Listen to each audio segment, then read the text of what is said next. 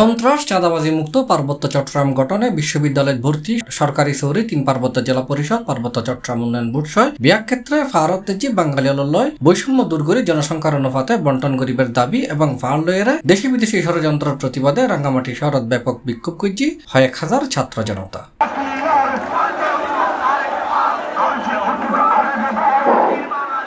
আগস্টের ২৮ তারিখ বুধবার রাঙ্গামাটি চট্টগ্রাম সড়ক অবরোধ করে বৈষম্য বিরোধী বিভিন্ন পোস্টারে এবং ব্যানার লয়েরে এই বিক্ষোভ মিছিল করছি তারা। মিছিল প্রধান সড়ক হয়ে বনরূপাত্তুন রাজবাড়ির জিমনেশিয়াম মাঠে যাইরে শেষ হয়। পরে এক মহাসমাবেশ অনুষ্ঠিত হয়।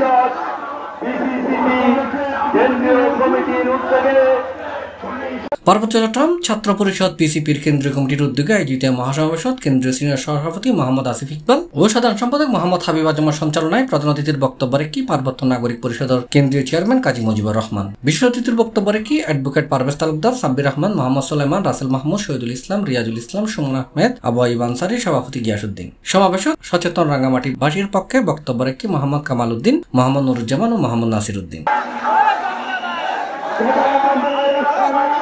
এর আগে সমাবেশের শুরুতে বৈষম্য বিরোধী ছাত্র আন্দোলনের নিহত হইনে বিয়াক শহীদুল্লাহর মাগফিরাত কামনায় এবং বন্যার তলর জানমাল রক্ষায় আল্লাহর দরবারত বিশেষ দোয়া এবং মোনাজাত করা হয়।